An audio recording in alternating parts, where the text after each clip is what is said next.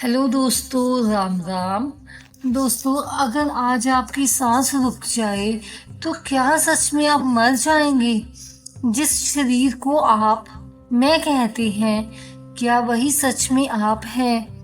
भगवान श्री कृष्ण कहते हैं, ना तुम कभी जन्मे थे ना कभी मरोगे, तो फिर डर किस बात का है?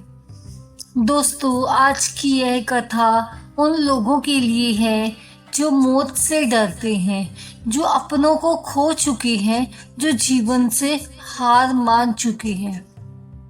दोस्तों, आज हम समझेंगे आत्मा अमर है, शरीर नश्वर है।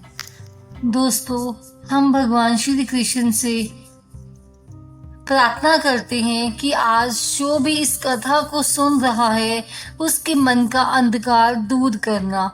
दोस्तों, जब जब मनुष्य दुख में होता है वह एक ही प्रश्न पूछता है, मेरे साथ ही ऐसा क्यों हुआ? मौत के बाद क्या होता है? क्या सब यही खत्म हो जाता है? इन्हीं प्रश्नों से जूझ रहा था महान धुरंधर अर्जुन।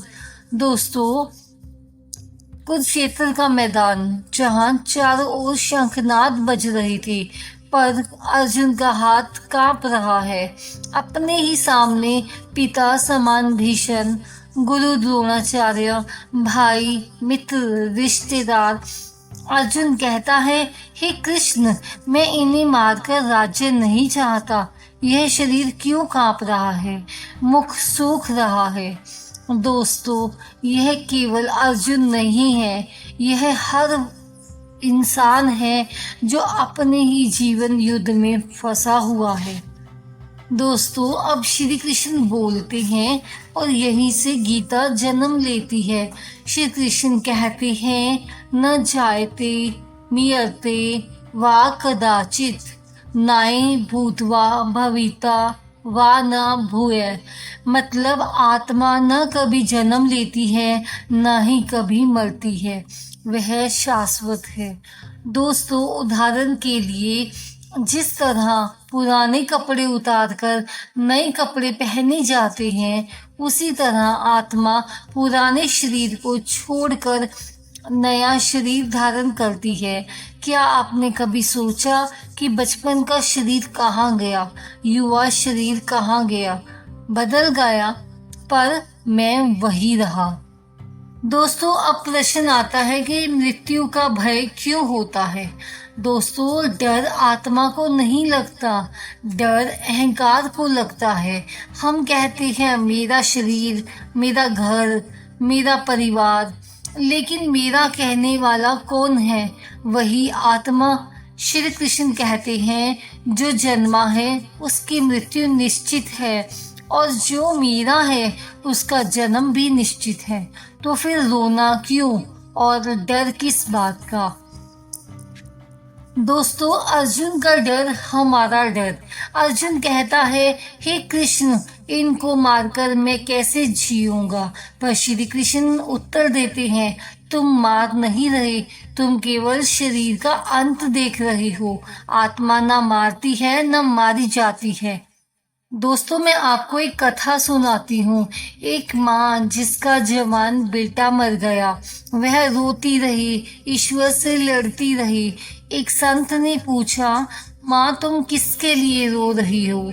माँ बोली, अपने बेटे के लिए। संत बोले, क्या तुम उसका बचपन लौटा सकती हो? माँ चुप हो गई। क्या उसकी जवानी रोक पाई?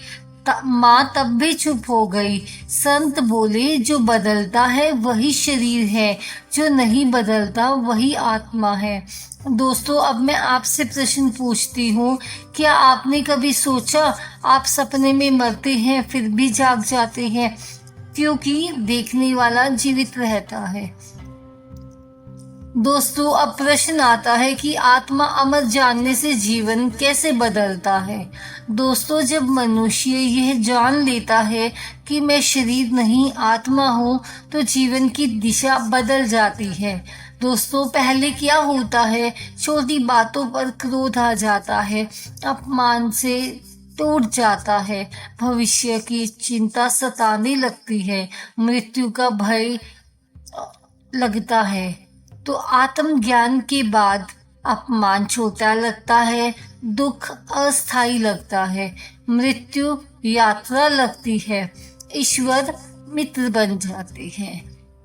दोस्तों, श्री कृष्ण कहते हैं, कर्मणे वाधिका रस्ते माँ फलेषु कदाचन, तेरा अधिकार कर्म पर है, फल पर नहीं।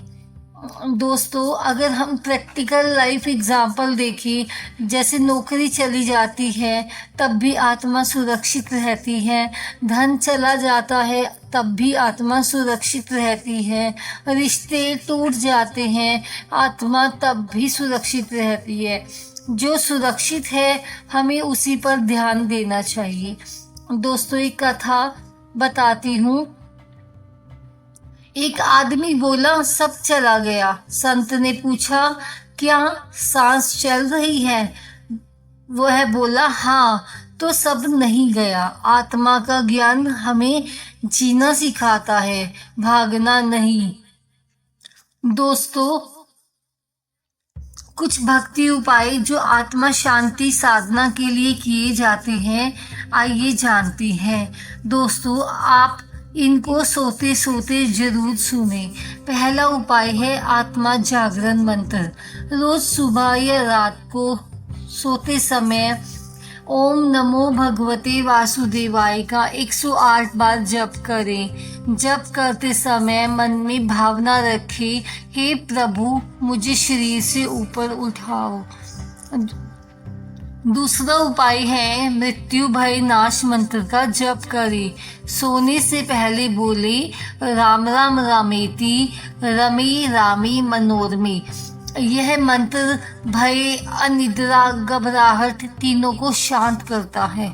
तीसरा उपाय है आत्मा ध्यान का, मतलब अपनी आंखें बंद करें, सांस देखें, मन में बोले, मैं शरीर नहीं हूँ, मैं आत्मा हूँ। धीरे धीरे आपका मन शांत होने लगेगा। दोस्तों, आत्मा का ज्ञान अहंकार के लिए नहीं है, यह ज्ञान करुणा बढ़ाने के लिए है। दोस्तों, श्री कृष्ण कहते हैं, जिसने आत्मा को जान लिया उसका कोई शत्रु नहीं रहता, क्योंकि सब आत्मा है, सब यात्री हैं। अब मृत्यु क्या है? मृत्यु अंत नहीं है, मृत्यु परिवर्तन है। जैसे सूरज ढलता है पर अस्त नहीं होता। दोस्तों, जिस दिन अपमान आपको ना हिलाए, मृत्यु आपको ना डराए, ईश्वर आपके अपने चरण लगे, उस दिन समझिए आप गीता समझ गए। दोस्तों, एक शिष्य बोला, मृत्यु कब आएगी? गुरु बोले, जब आए तब आए, तुम मरने से पहले जीना सीख लो। दोस्तों, यहीं पर यह कथा समाप्त होती है। अगर आज आपका डर थोड़ा सा भी कम हुआ हो, अगर आज आपको लगा हो कि आप अकेले नहीं हैं, तो समझिए आत्मा ने आत्मा से बात की है। इस कथा को अपने दिल में उतारिए, लाइक, शेयर और चैनल को सब्सक्राइब कीजिए। आपको कुछ भी भक्ति ज्ञान प्राप्त हुआ हो तो हमें कमेंट में जरूर बताइए। दोस्तों, आखिर में मैं आपको यही कहना चाहूँगी कि आत्मा अमर है और शरीर नश्वर है। इस ज्ञान को अपने दोस्तों में जरूर शेयर कीजिए। मिलते हैं एक नई कथा के साथ, तब तक के लिए जय श्री कृष्णा। धन्यवाद।